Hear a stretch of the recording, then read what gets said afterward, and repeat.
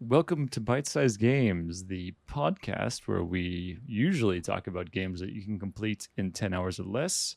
However, that's not what we're doing today. Today is a sidebar episode, meaning that we're just going to kind of have a free discussion about a single gaming topic. We're not going to cover one specific game and what we think about it. And today we're going to talk about something that we've talked about a few times in previous episodes. Basically, can you judge a game by how much it costs? You know, that's I think it's kind of a big debate among gamers. Are you allowed to judge a game if it's expensive? Like, does that affect the way that you review that game? So before we get into that, though, I would like to ask. Well, first, I'm here with Phil and Dennis. Hello, guys. Greetings. As always.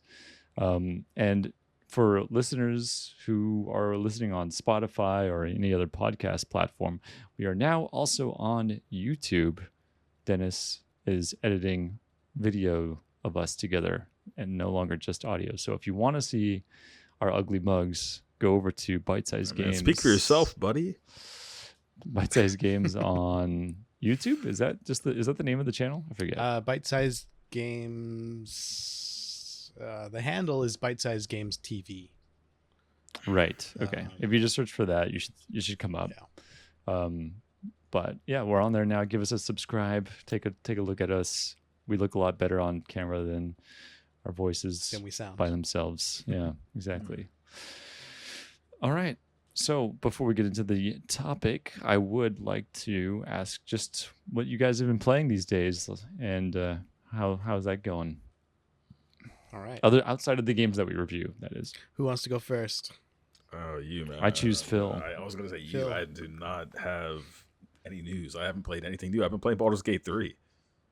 So this is boring to say that. But you're on your second I am on my playthrough? second play. I'm almost done my second playthrough, and then But you're doing like an all evil playthrough, right? Yeah. And let me say that, like, I feel like I enjoy it. Like, I'm not like a min maxer by any means, but when I'm just playing completely as I want to play, like I've been even role playing like the individual characters a certain way, and Nice. I enjoy it a lot more. Like you know what I mean? Like I'm enjoying it a lot more this way. I feel like you get a lot more out of it just playing the way you want to play it and not worrying about like consequences. Yeah, consequences. Yeah, because really going through it once, and there's no consequences. I know there's no real consequences.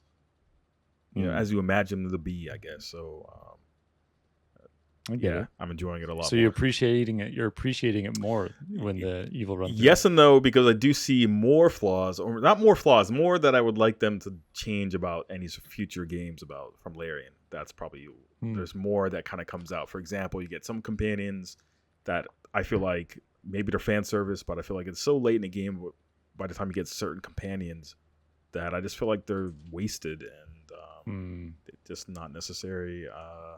And also the whole leveling and like itemization, because by the time you get everything good, you're like at the end of the game, I feel like. And that's probably as soon as you're probably having the most fun combat wise, like you're getting all your stuff together, all your things are clicking as far as like synergies go. And then it's like, yeah, you have like a few hours left and you're done with the game.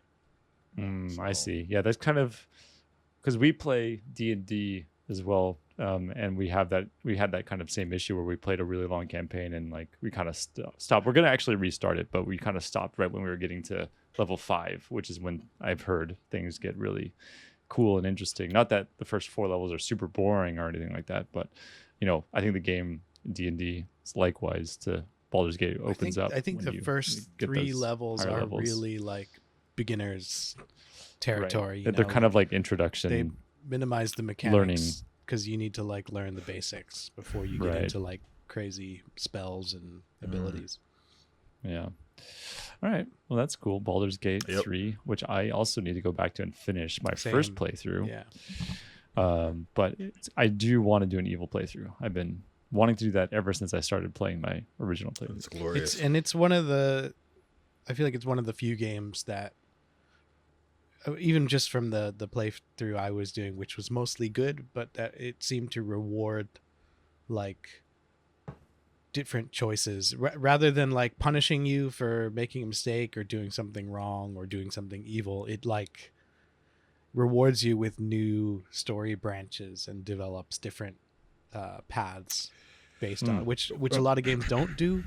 But sounds like Phil disagrees a little bit. But no, I agree. But I was just thinking, like, there's one. I don't know how he can solve this without like extensive programming, like maybe AI. You know, I'm big on this whole AI threat, but is that you can sometimes do the most vile and despicable actions, and your character's like, I can't believe you did that. Like, I can't follow anymore. And then it's like an hour later, they're like, hey, what's going on, man? Like, They come back. I mean, yeah, it's like nothing. It didn't matter what you know what I'm saying? There's no real world impact sometimes, I feel like. Yeah, that's not good. You definitely want to have some kind of like. Yeah, you still follow me. Where are you gonna go? I'm the shit. I'm the hero, man. You're following me. Well, part of the thing about choosing evil is that you need to have real consequences for choosing bad, evil decisions. Like if there's no consequences for those bad decisions, then is that what's wrong with America these days? You need consequences for your actions. You can't be rewarded for. Well, I would say like the opposite end of the spectrum is something like Skyrim.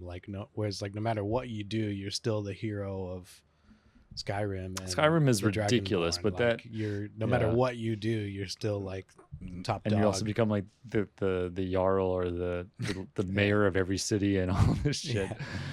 The head of the police. Well, to give Skyrim credit, that is what, like 20 years old or something now. No, it's a very old game. So, but yeah, looking forward to the next Elder Scrolls game.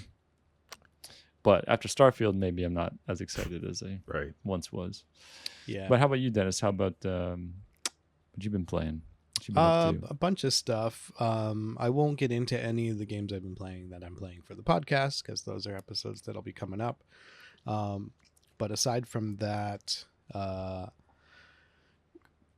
I'll go into this because we just mentioned like RPGs and Skyrim. I finally started Kingdom Come Deliverance, which I've had sitting in my backlog for a really long time, and I've always heard like pretty good things, but also, you know, I've also heard things like it's a little bit too hardcore or too difficult. I think I'm only a couple hours in, but so far really enjoying it. It is kind of like a Skyrim-esque first-person RPG, but it's a little bit more grounded, and it's more like a sim, right? Or kind of like and you know, this guy like the opposite of being the Dragonborn. You're just a You're lowly like peasant. lowly, Yeah, and you know, it looked really cool. Yeah, and the writing's really good. The voiceover work is really good. It's much slower paced than, you know, like a Bethesda RPG, and you just kind of it is almost sim like a simulation in some ways. Yeah, it has like combat is more similar to like a Mordhau or a Chivalry, where there's like different directions you can use your sword in, and you have to like parry and block. Right. Unlike Skyrim, which is click to swing. Basically, just keep swinging. Just swing and back away. Yeah, and I think they encourage like running away from fights because you especially in the early on, because you're not very good at fighting. Makes sense. So far, I'm I want to play that. I wanted to play that. The sequel's coming out soon, I think. Right. Yeah, I wanted to get in there before that came out. On top of that, I finally picked up Sifu like a month or so ago, and I've always wanted to play that, and that's been really fun. Definitely recommend trying it out. It's definitely like a hardcore like brawler, but different from like your average like button masher brawler. Like it's very intricate in its fighting mechanics. You know, there's a lot to learn, and it's very detailed, and you know, if you master the systems, I think you can get through that game without ever getting hit. But you know, it also has a very interesting mechanic that like kind of plays off of the way old school like Nintendo and Super Nintendo games used to be, where like when you die, you just go back to the beginning, you know. Oh really? Makes you kind of like Dark Souls, like that. It's even worse than that. Like Oh, really? Yeah, Like you completely start over or something. So it's like playing Hades or something. Like it does have like some very slight roguelike. You get stronger as you There are progress abilities through. you can unlock and like moves that will help you progress a little bit. Like different fighting moves and like a few different abilities, like the ability to like kick stools out that are next to you, like into enemies, that kind of thing. But nothing that gives you like huge advantages. So there is, but I feel like the rogue nature of it is more just getting better and like developing your own skill. So like the first level took me a little while to beat, but there's an aging mechanic in the game where you start out at like 21 years old, and then every time you die, you age. You come back to life, and you go up a year, and then it doubles. Then the next time you die, you go up 2 years, then 4 years, and then like by the end of the level, you're like 70 years old. And if you die in your 70s, you die, and then that's it. Oh, interesting. That's kind of cool. But it doesn't roll over between levels. Right. So if you like finish level 1 at 68 years old, then you can only really die like once or twice in the next level. So it does the whole playthrough. the whole playthrough, you age. You have that aging right. mechanic. So and there's no way to roll it back. The only thing you can roll back is the amount that you age by like killing certain enemies or eating healthy, guys. Eat healthy out there. Yeah. So You'll get to like you'll struggle through a level and you'll get to like level 2 or level 3 and you're like, I finally made it. But it's like, but that wasn't good enough because now this level is harder and I have less room to make mistakes. So you want to go back. So it's one of those games where you kind of have to like play over and over again. You got to keep going back to like level 1, level 2, and getting better. And better, you got to basically beat like the early levels without even getting touched. Like you need to get really good at the early shit. And then Interesting. I'd like to play that. But it has this really rewarding. Like, is it a long game? Do you think? I think if you were really good at it, you can beat it in a couple hours. But right, I haven't been able. I mean, to like beat first time playthrough, you haven't beaten it. So I was actually I was considering suggesting it for this because I looked online like how long to beat, and there people say like it can be around 10 hours, but like I think you have to be good. How long have you spent? 15, and I'm probably like 2/3 of the way through. Okay. And I haven't played it in like 2 weeks, so I'm probably rusty and gonna have to like train again. Yeah.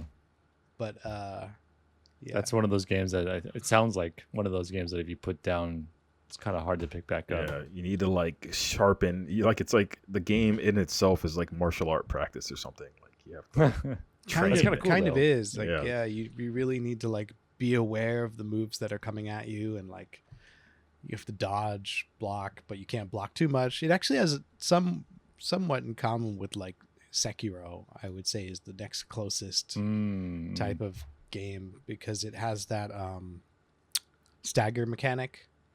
Right. That you want to like break someone's stagger meter, or they want to break yours. Right. It has that in there.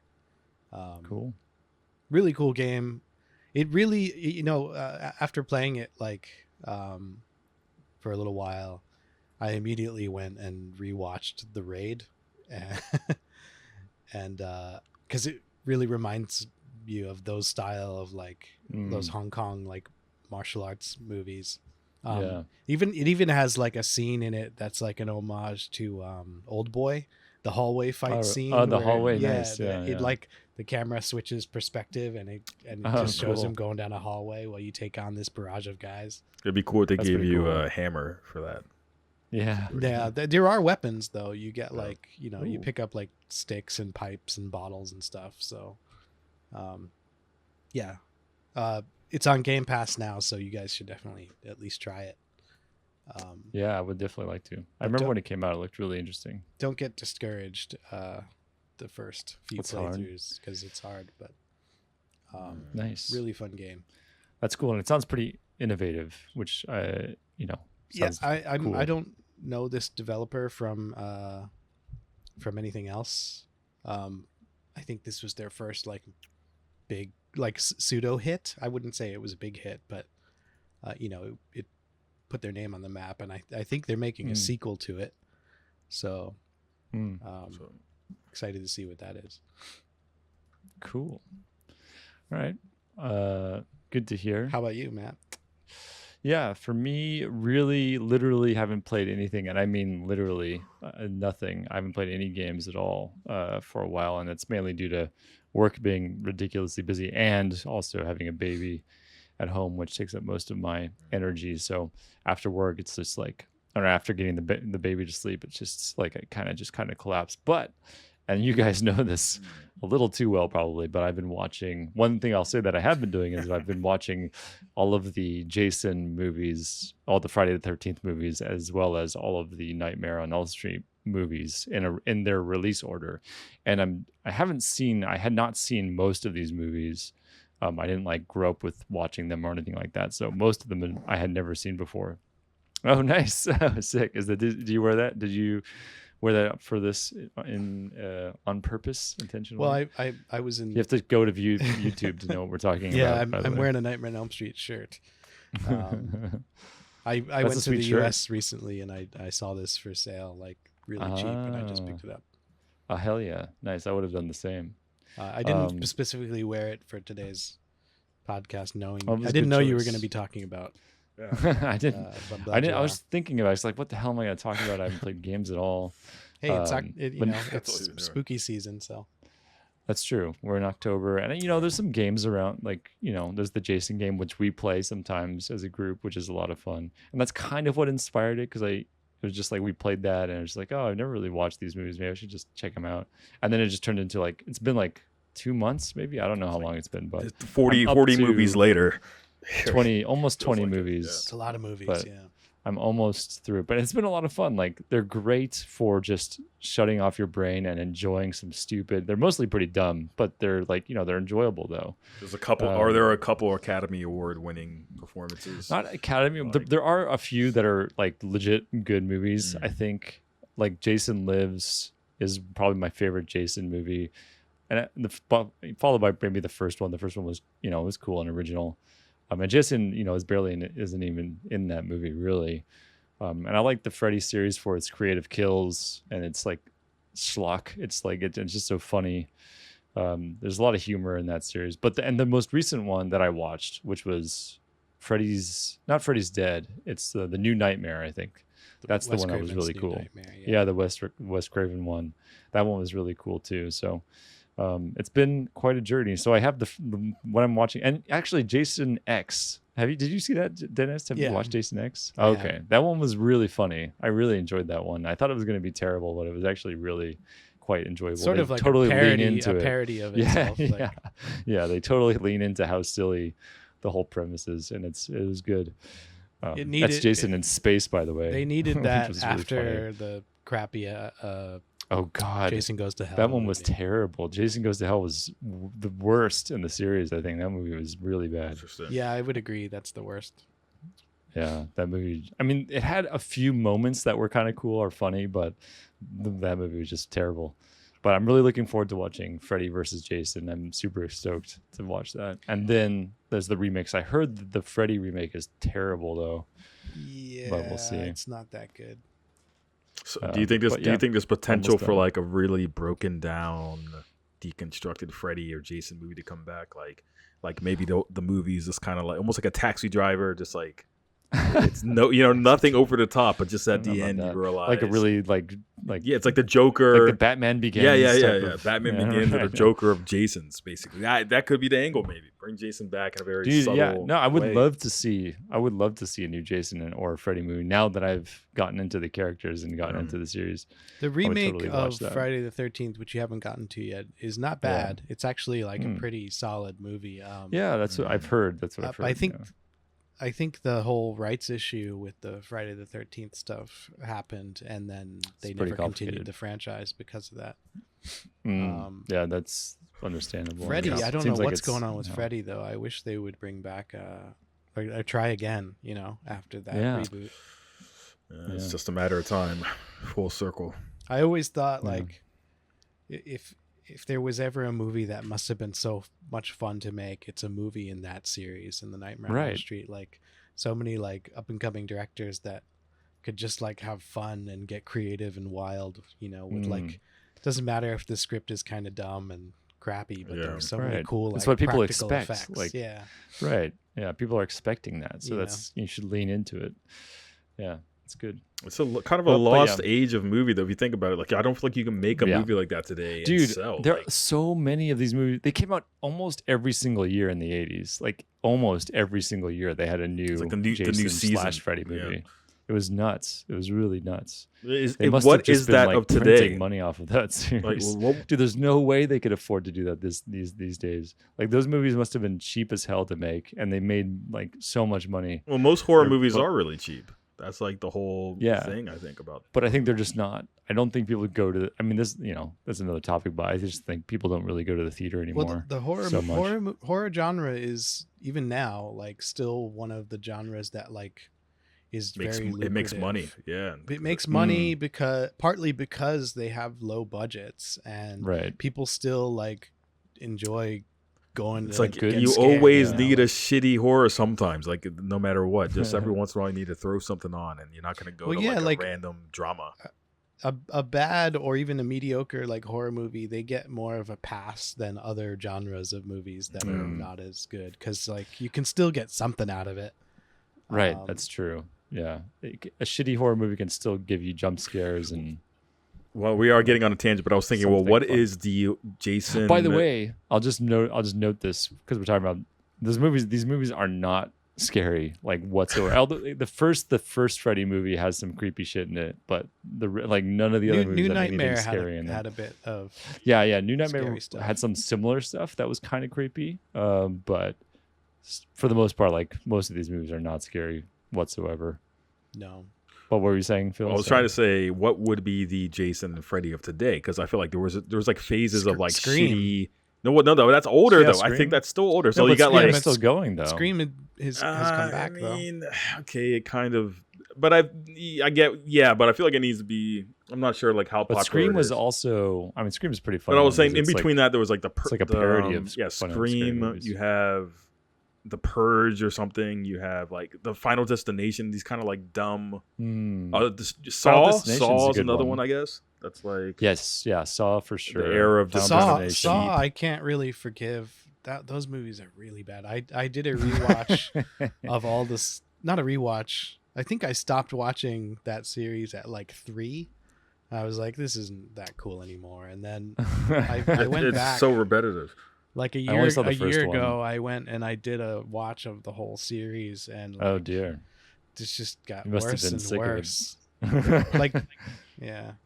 I mean, they have that Not very same redeeming. appeal of like The Freddy first or one was Jason. interesting. where you just want to watch like the way that they kill Yeah. someone, but that's about it. It's the same thing with Final Destination. It was like the same thing over and over again. You just wanted Yeah. to watch like new, and they knew it. They would Creative they would set I mean, up these that's- potential kills for like but that's- 20 I mean, teases. I mean, I feel like that's similar to Jason and like Friday. It the 13th is, and- yeah. Yeah. Especially So- the first three Friday the 13th movies are like they're all like super similar. They So are. like right now, like this year or next year, what is the series that's like that filling that gap of? Well, I'd say you just named them. Like, well, I don't know if I don't Saw's still know. going around. But Halloween just happened. We just had a trilogy. That's there. true. Halloween's coming back. Halloween. There was a new Texas Chainsaw Never- Massacre like a year ago. Oh, or two. really? Oh, Yeah. man. I like Texas Chainsaw Massacre. But it wasn't very good. But Again, Yeah, I had, would like to see. This is only proof had that we're the- still the main doing the same character from the shit for original 20 one. movies.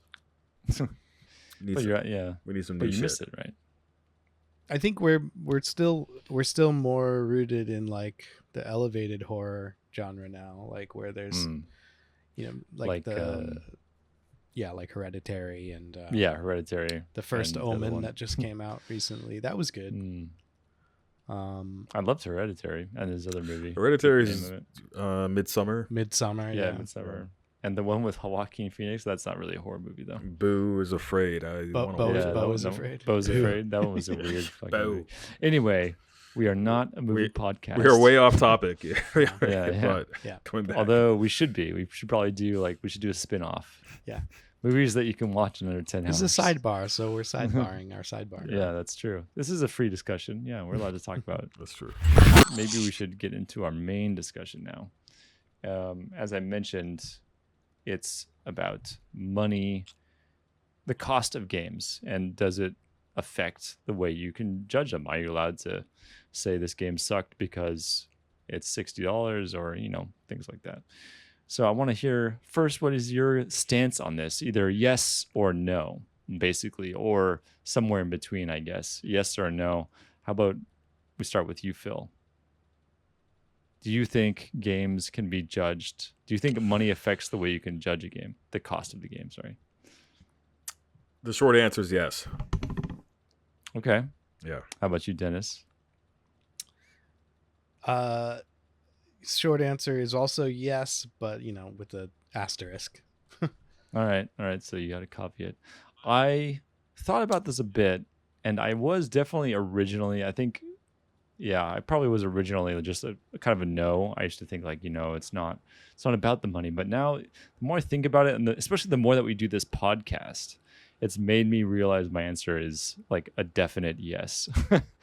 I definitely think I can judge a game poorly because it's priced incorrectly. But let's get into your thoughts. Explain your yes, Phil. Oh man, me first. I really didn't think about this at all, even though I already knew what we were talking about. But just do you want to go pull first, from what Dennis? you're Then? feeling. I'll try. I could bounce back later.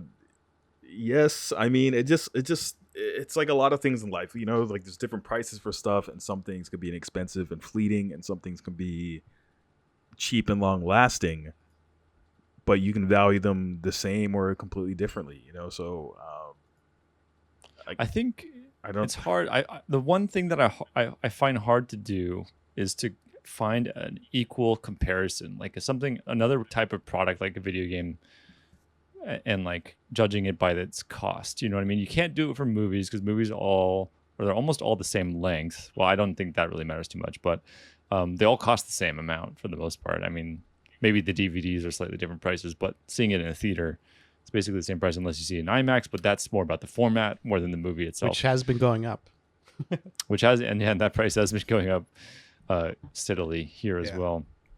But that's the thing is I can't find like a apt comparison. I think you can kind of compare movies, but in a totally different scope, I guess. But I think it's all about like utility or experience. Like you getting something out of it, or you getting an experience that is, you know what I mean? Like you can keep using this thing for something. So it's a movie. There are movies you can watch again that you wouldn't watch twice, but you love, or what I'm saying? Do you think that like that affects the value of it? The cost, like does the cost apply to that? Because I feel like if it was a movie that I only but you watched forgive once, it. What but I I'm really saying, you would forgive it because that experience was care. that good or something. Like you had such a good Right. experience that you didn't mind paying $20 for 2 hours. Whereas, you Right, get but what now I'm saying, you're talking about like the quality of the filmmaking, like.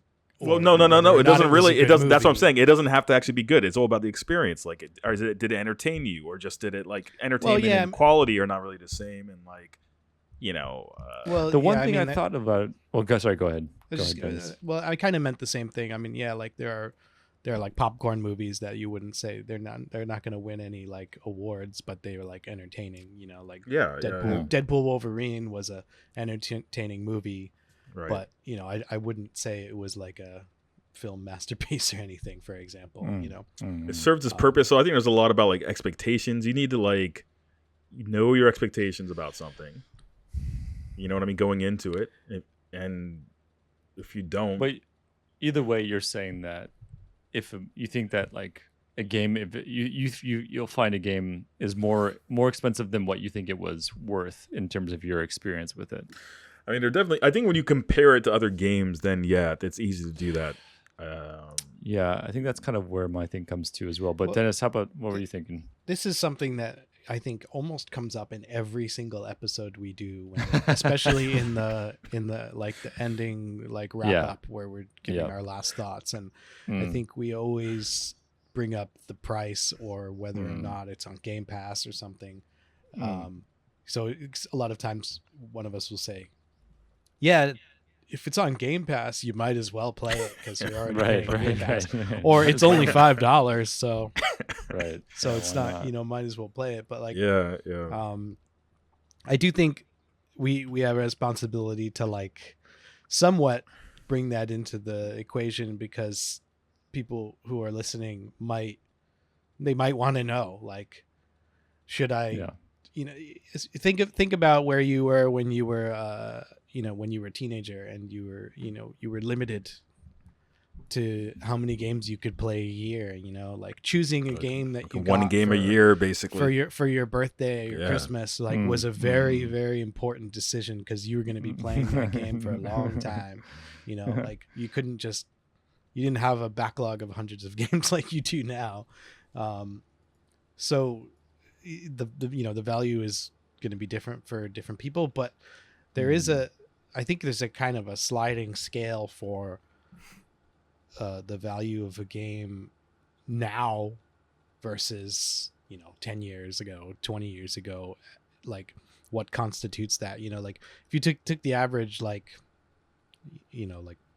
Super like Nintendo Mario game or for Super Nintendo, for Nintendo, or just standard platformer game, those can be completed pretty quickly, right? So you wouldn't judge the value of those games in that time, right? Like based on I beat it in 2 hours or something. This game is bullshit. I can't believe I spent $60 on it. No, yeah, but I'd also like. Well, no, actually, I guess in those days there was varying prices in gaming, like even in those days. So like, I not on like, the N64, but back in the day, Nintendo I games. remember like when you didn't know when Nintendo games were good or bad. Like I remember, I'm a little older. I remember like you didn't know what was good or bad, and you had to go word of mouth or just buy a game, and they were all the same prices. Like and that's like the age when like every movie was a game instantly. ET game, well, it could have been the biggest piece of shit, but everyone bought it just because you assumed it's going to be good, and you have no waiting. You know what I mean? There was no scaling of the value yet. Like New Frontier. But the weird thing about video games is that the price hasn't changed much since. Yeah. So I have a little it's kind of true, chart I made. The average. Oh, really? The average game cost for I went back to Super Nintendo for SNES at launch in 1990. The average game was $59.99, which is roughly what they're at now. That was like a Sony 50-inch TV, man, back in the day. If you take $59.99 and adjust it for inflation by today, that's almost $120. Damn, that's nuts. Yeah, and they've been trying to push it to like 70. Okay, but do you not think like that's just justified in a way? Sometimes I think that is justified in the sense that like, hey, there's no physical disc anymore. They're not sending you packages, so you don't get these cool instruction booklets. You're not getting, you know what I'm saying? You've lost all that stuff.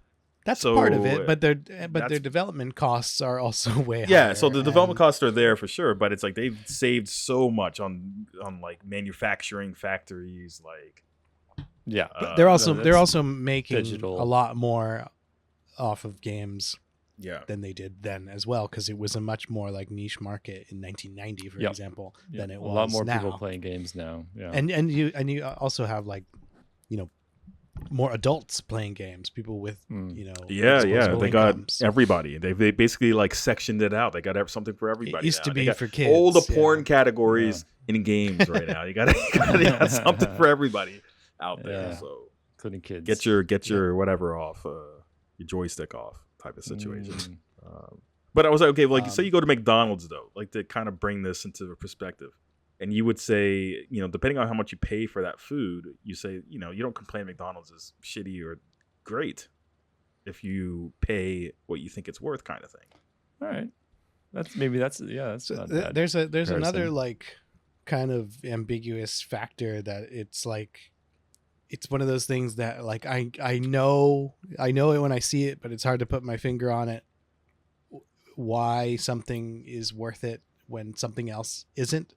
So we came down on Children of the Sun a lot of the times because thinking that wasn't worth the price tag.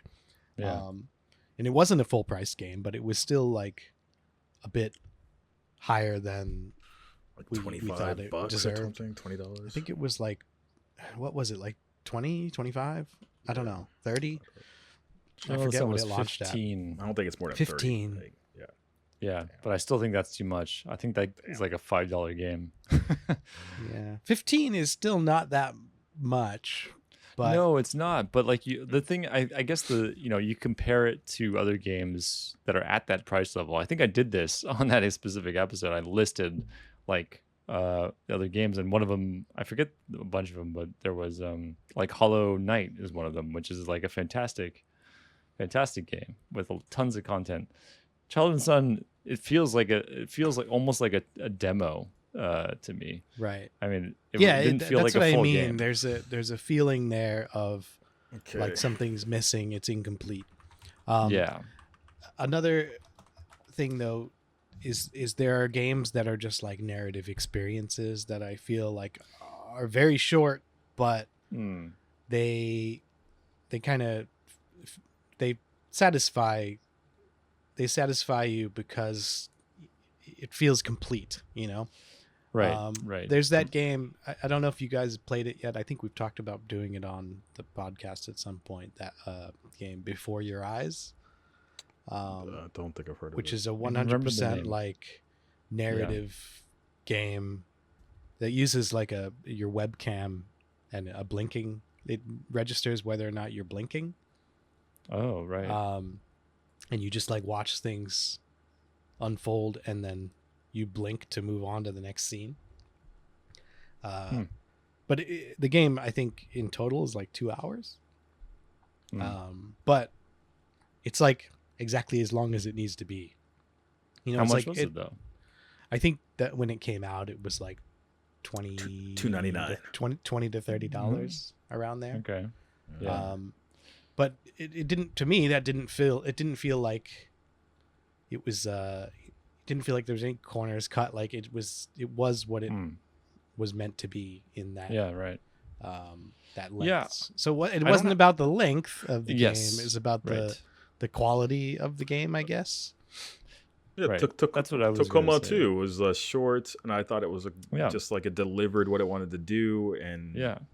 it wasn't anything more or less than it needed it to be, I guess, for the Yeah. price. Tacoma 2, $20. Or not Tacoma 2. It's called Tacoma. I thought I was thinking like Also- the sequel or something.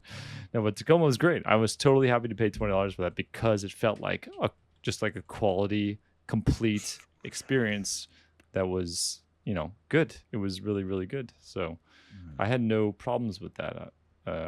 Woke shit.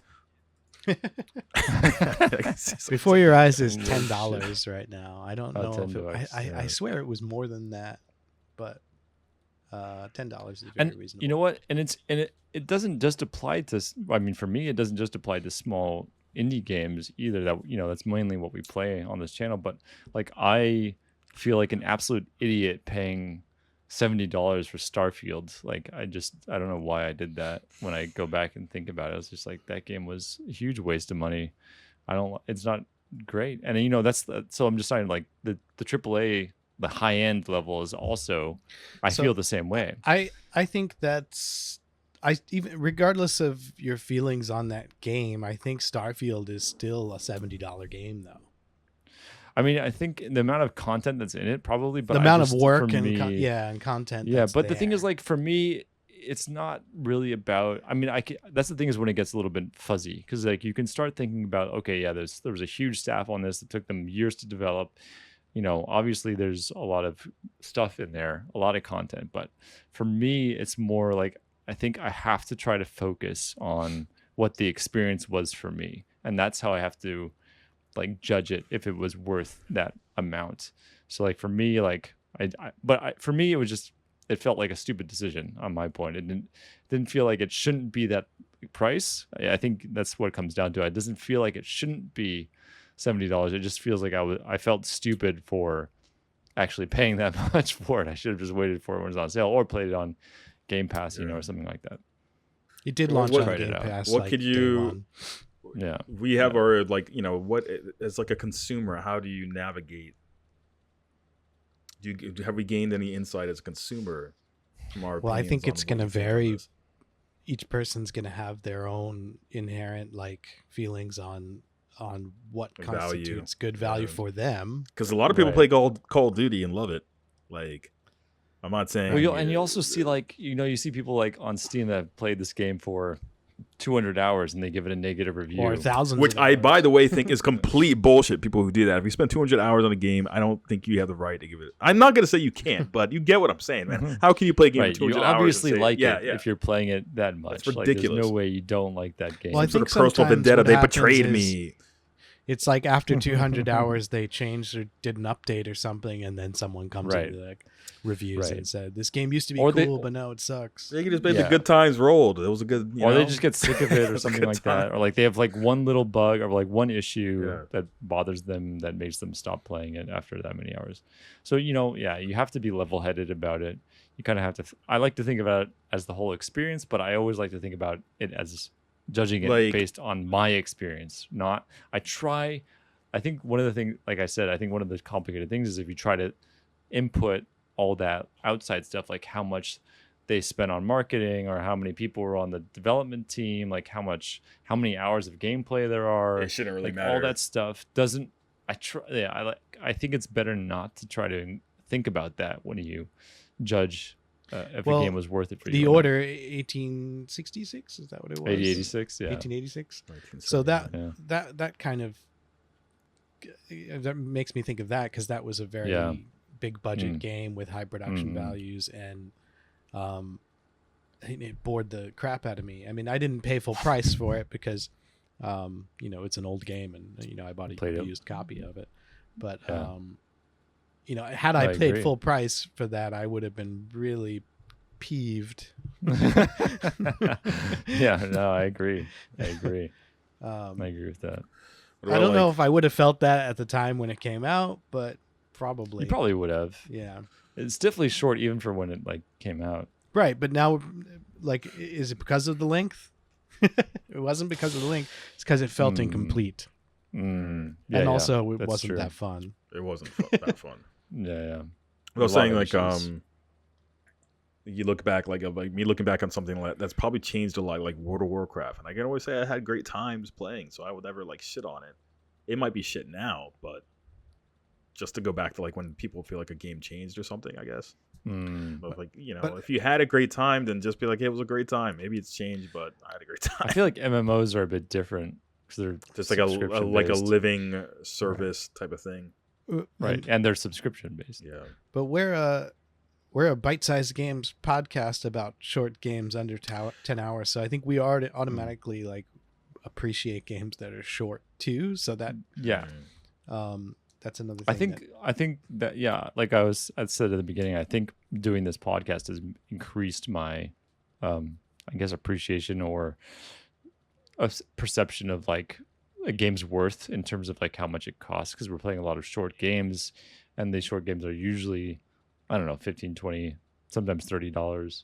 And that just it's different than just playing like Cyberpunk and Skyrim and Elden Ring and stuff. Baldur's Gate Gate. 3. Yeah. Yeah, and Elden Ring. Like because that's kind of what I was doing before I did this podcast. I was mainly playing these big releases and spending like a ton of time on them, which was fine. And I had a lot of games in my, smaller games in my list, but I never really played them just because I was so distracted by these big games. But this has made me appreciate it a lot more. So I really like these smaller, cheaper games. I think it's actually a lot more fulfilling in some ways than playing those really big games. It's just nice to have something completed under your belt. Right. Yeah. Yeah.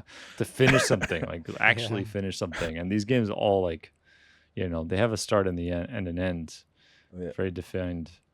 You don't have the anxiety. I still have Elden Ring just hanging over me like a cloud. Like one day, Yeah. just like Phil, you got to play this game like every day. Yeah. Yeah, a bunch of those hanging over me, including Starfield, which I do want to go back to someday, but I probably never will. Yeah, Starfield. One yeah. day, the dream, live the dream, man. One day. Not when I follow still it. have like Cyberpunk, Cyberpunk also. which Yeah, yeah. like if given the two, I'm gonna play Cyberpunk over Starfield because it's a better game. So, like, yeah, I think we need to stop saying, like, I don't want to talk about money, but I feel like I should stop saying. At least me, I feel like I should. I stop say saying it too. I think we all said it, yeah, because it is something I don't like to think. I think that way. Like, I don't feel like it. I guess it does matter. We just realized it does matter, but yeah. But you hate to like judge a game purely. I guess purely on money. I guess should we stop bringing up the cost and No, I think we based should on bring up cost? the cost. it's hard to we not should bring bring it up the up. cost. Yeah, especially when you're talking about a short game. It's like, oh, this cost $30 and it was 3 hours long, and it sucked. Like, you get what I'm saying? Like, so maybe it is important to I think it's important. give people expectations, and it helps the consumer. At the end of the day, if we're talking about, are we recommending this more than just saying a score? Then it's like, hey, there's also the whether it's like an indie developer versus whether it's, like Nintendo charging, $60 for a release of Skyward Sword or something like that. Right. Yeah. Which just feels greedy and shitty. Nintendo doesn't miss though. Exactly. Nintendo But I mean, always does. Yeah. With that kind of thing, I mean. Yeah, probably. And changing the whatever the eShop or whatever to, instead of being able to purchase retro games, now you have to subscribe to play retro games, which is fucking bullshit. Imagine that. Having to pay $10 a month so you can play Super Mario World. Honestly, this is probably the future of gaming. Like, this is all just testing grounds. I hate to say this, of like, that's the future, man. It's just going to be like, subscribe $20 a month and you can play. You know what I mean? They just want to lock you in. That's what Game Pass is. Game Pass is kind of pioneering, but I think Nintendo's even like testing out the waters, like what they can do and like how much it can offer. And how much shit they can get away with. So yeah, but I mean, it's the cool, Nintendo, they're almost like Apple in the game space, in that they kind of just do their own thing and they make their own rules. I definitely agree with that. And they make like their consoles are a bit, and I don't mean comparing them to Apple as being a good thing either. I heard some new like as being what researchers. I don't mean it as a good thing either. Right, yeah. They're just like, they're kind of closed. Yeah. What's the word? Closed environment or whatever. They somehow can operate in this like isolation. I don't know how. It's because they have their IPs are so strong. It is so similar. Yeah, the IPs, they have such a ridiculously strong fan base. Like, same thing with Apple. Like, people will buy every single thing that they release, type of fan base, no matter what, like how shit it is. But like I said, their new IPs are rarely, you're not gonna get. They probably have like some of the highest quality control games. I mean, I don't know. I'm not like the number, for sure. But, like, that was that's what brought Nintendo to the forefront. I think in like the 90s is that they had that Nintendo seal of quality when there were so many fucking shit games coming out. It's funny though. Yeah, and they put chips in their cartridges to like prevent people from releasing, like they because Atari had that influx of really, really bad like games coming from all over the place. So Nintendo kind of reined things in by having like, you had to go through them if you wanted to get a game released on Nintendo, unless you found some way. Like, I don't know if you remember, there were Tengen was this manufacturer that released like some sort of like bootleggish style games. I had one of them. It was like a Tetris knockoff called Clax. Because like a weird shaped cartridge that would be the like name of other a Tetris Nintendo cartridges.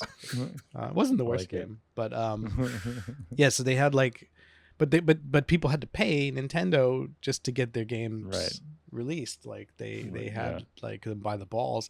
But then Nintendo also charged more for their first party games. Like, I think on Super Nintendo and also on Nintendo 64, like the most expensive games were always the first party games. Like other games that came out on the systems, they would be like $10 cheaper. Right. They knew they were good. You go to the supermarket, you go to Walmart and play that Super Mario Adventure Land or whatever, like demo that they had set up. What the fuck is Super Mario Adventure? Super Mario Land. What's the one on Super Nintendo that came out? Yoshi. You first had Yoshi. Super Mario World? Super Mario World. Yeah, that was, the games sell themselves. You go there and play that, and you had to play that. You had to get that game. You had to get that. Mario Kart. Yeah. Yeah. But yeah, the jump from Nintendo to Super Nintendo was it's pretty impressive. It was kind of mind blowing. And also, Super Nintendo to Nintendo 64. Which is ironically, Yeah. is that why? Yes, Is that too. the new platforms are like stalling? Like, what is the next jump? I feel like they don't know like what's next gen anymore. It's like, okay, shit looks amazing. Everything is just a PC now, basically. Yeah, everything looks in terms fucking of amazing. PlayStation Xboxes are just basically PCs. I don't think we know what it is yet. What I is? think Like it's got to the be next- like the next leap. jump. The next one's gonna. Oh right, AR, VR, like something. I thought it would be VR, but it's not. I don't think there's. It's too hard. Like VR is too stressful. Not stressful, but it's AR, like too difficult. It's a AR hassle. maybe. Put that. I mean, out. the AR is already big on like mobile. Like Pokemon Go is massive. Like but I don't home feel- AR. I don't think that's gonna happen. Like, why would It'll happen you- in like the next 10 years, I think. But Oh, you know, like those Ray-Bans that Facebook released. Those are pretty cool. the Like those Orion, Meta or art. whatever they're called. Mm. Yeah. Oh yeah, Meta. They look pretty nice. But I think they're like $10,000 or something. They're probably pretty expensive, but they're pretty impressive. They can do some really cool shit. But yeah, I don't know. I feel like where we've reached the plateau of gaming in terms of like quality and like jumps in hardware and you know, things like that. I feel like we're just gotten to this point where fidelity is no longer We need to all enter that like important. blocky VR land next. Like I think that's Well, why now it's going backwards, I think right? that's why Xbox is like, let's just capitalize on Game Pass as much as we can because hardware doesn't matter that much anymore.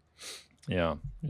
I feel like, and I appreciate that. I appreciate that they're supporting PC a lot, which is great. And even Sony is starting to release games. Yeah, on- Sony is now releasing games on PC, which is awesome. crazy. Yeah, you never thought Nintendo will today. never do that though. No, that's the thing. Is like Nintendo, they're the same thing as Apple. They just do their own thing.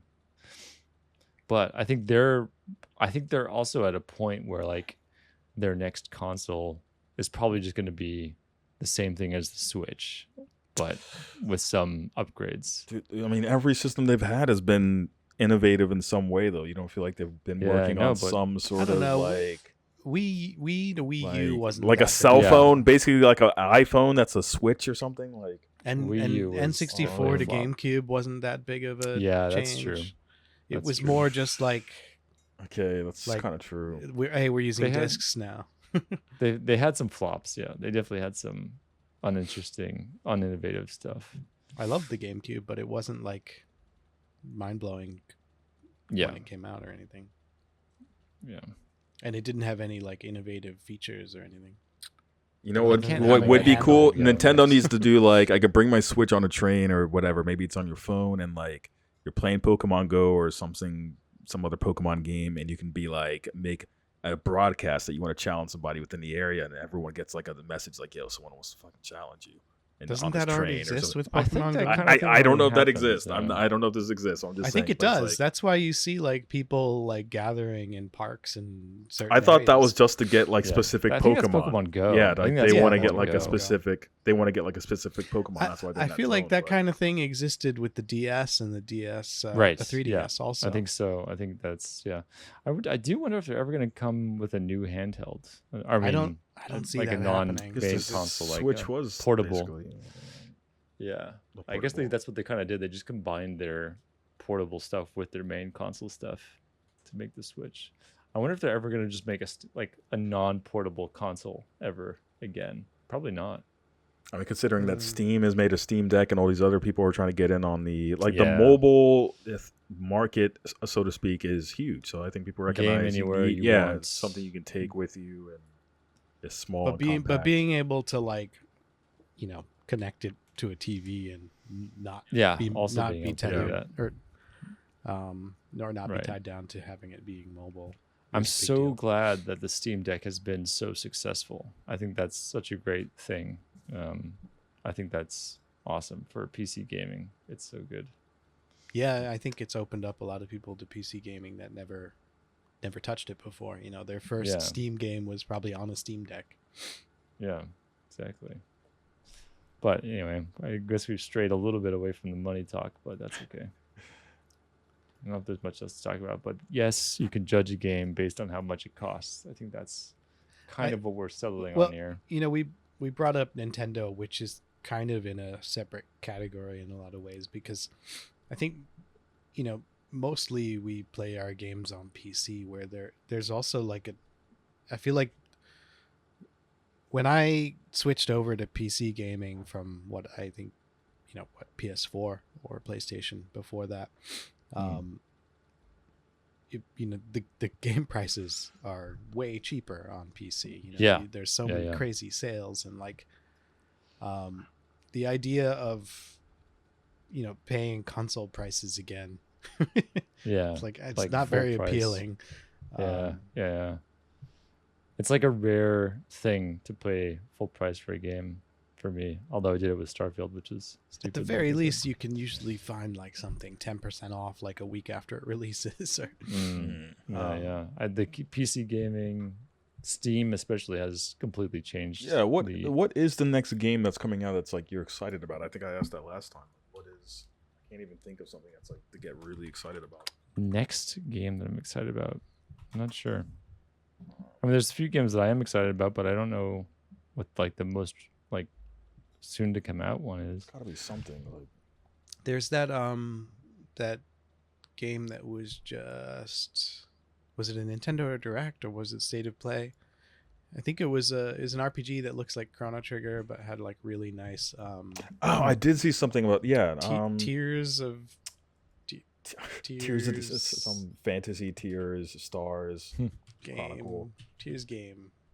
I know what you're talking about. It looked really kind of cool. looked like Chrono Trigger, but it looked like a much more serious Chrono Trigger. Yeah, amped up Chrono Trigger. Forget what it's called, but that looked cool. I don't know.